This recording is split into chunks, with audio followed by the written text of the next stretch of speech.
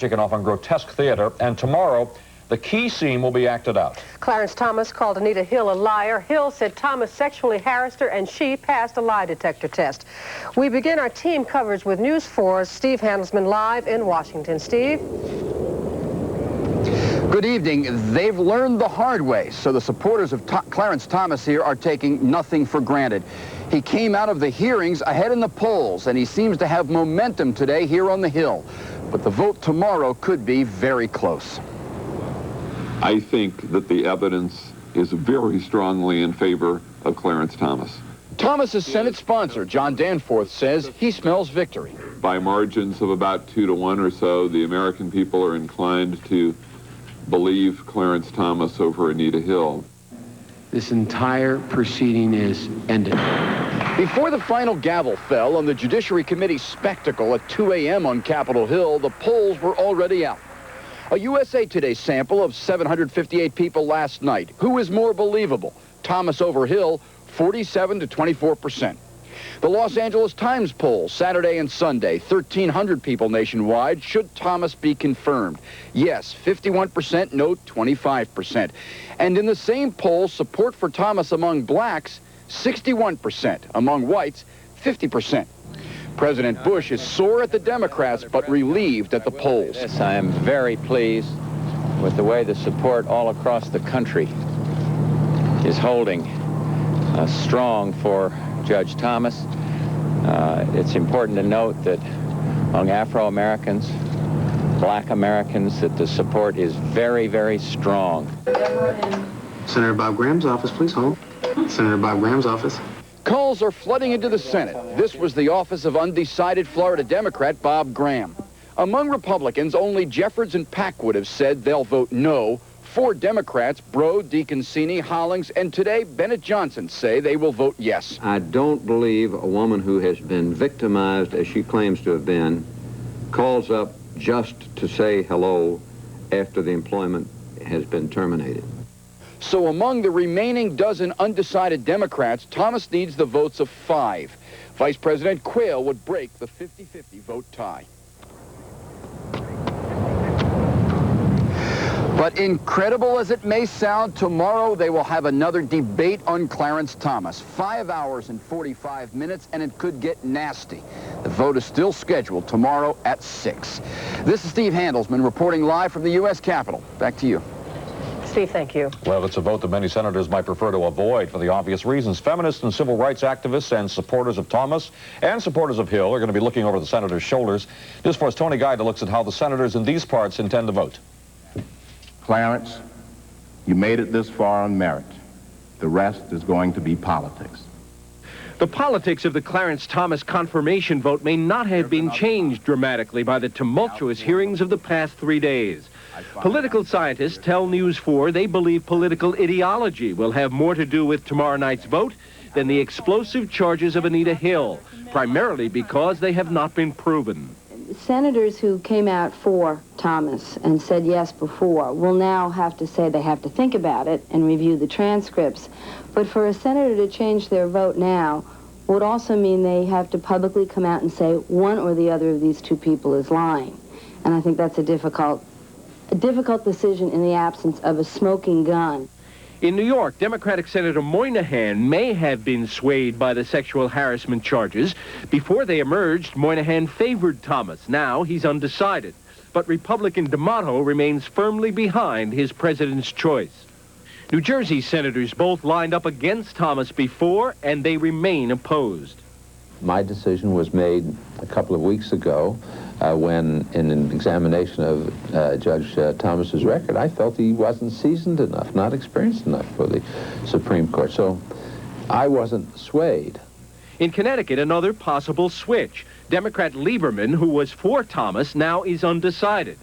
Dodd was and is now undecided. The woman who spoke first in that story is Lynn Brown, a political scientist at NYU. Thomas has 41 Republican senators on board.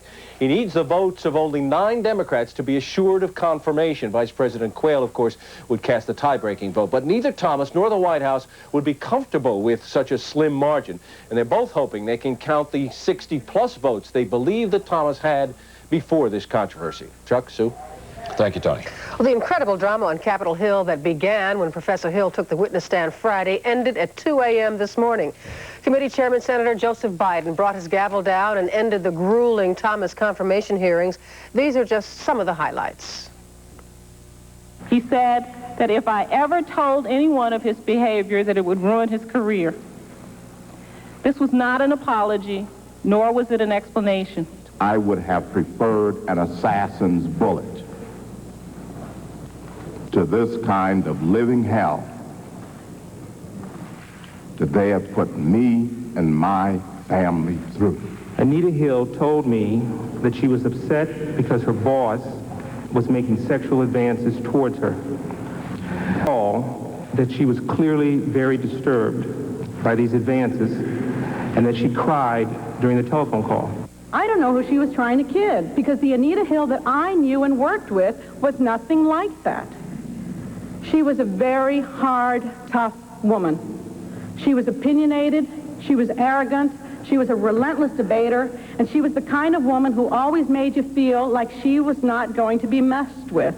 She told me that she was being subjected to sexual harassment from her boss, to whom she referred by name. That boss was Clarence Thomas. He's a man of strength.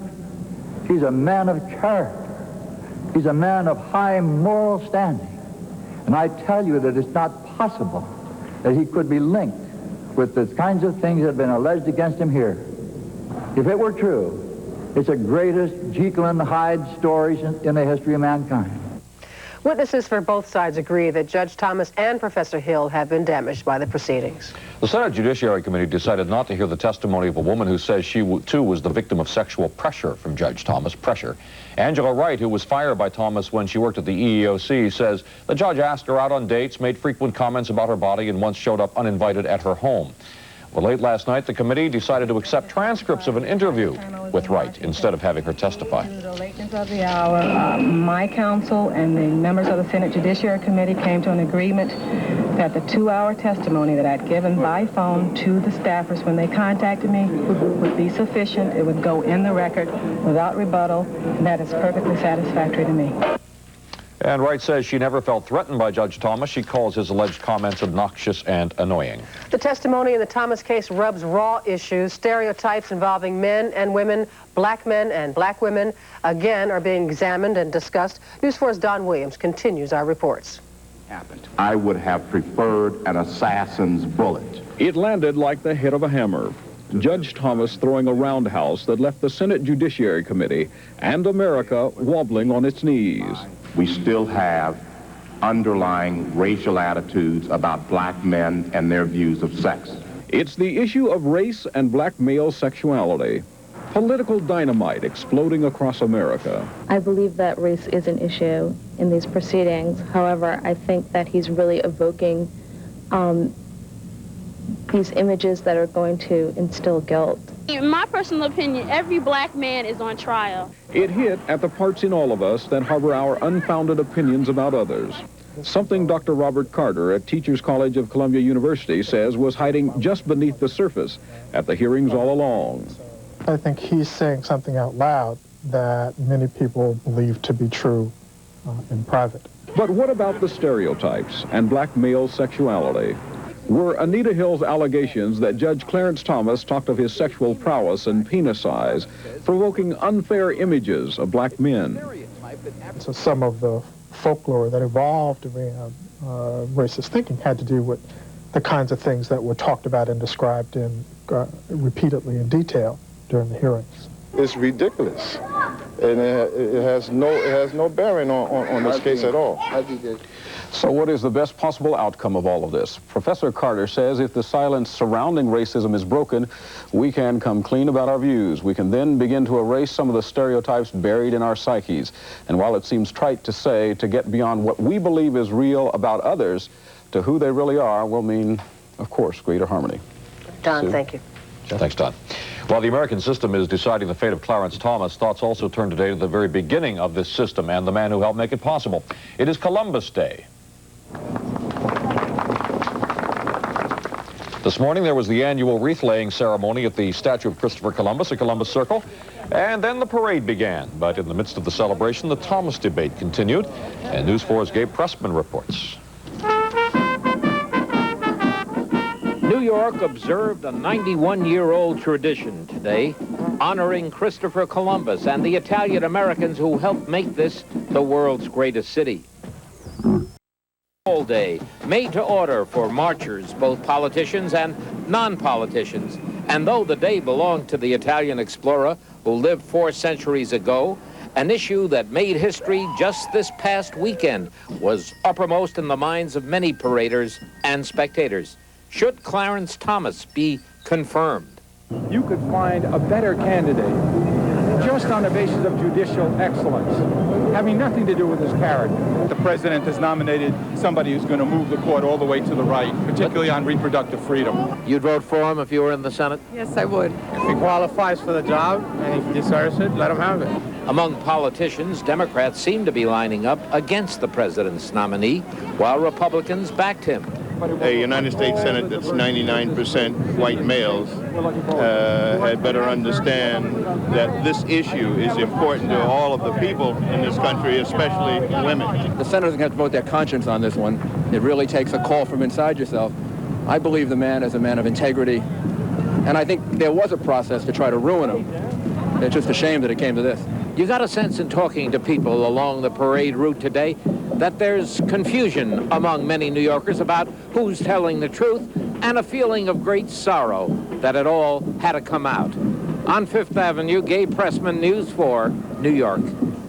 We'll have much more on the Thomas Hill controversy a bit later on News 4. The vote on his nomination to the United States Supreme Court is set for 6 o'clock tomorrow night.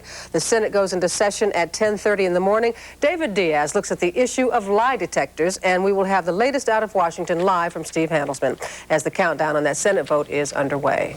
And also ahead on News 4 New York at 5 o'clock this evening, they called him the nut of the Queens neighborhood, where 4 allegedly died at his hand. Now he's killed himself in Long Island after hours of terror. Gary Matsumoto reports live.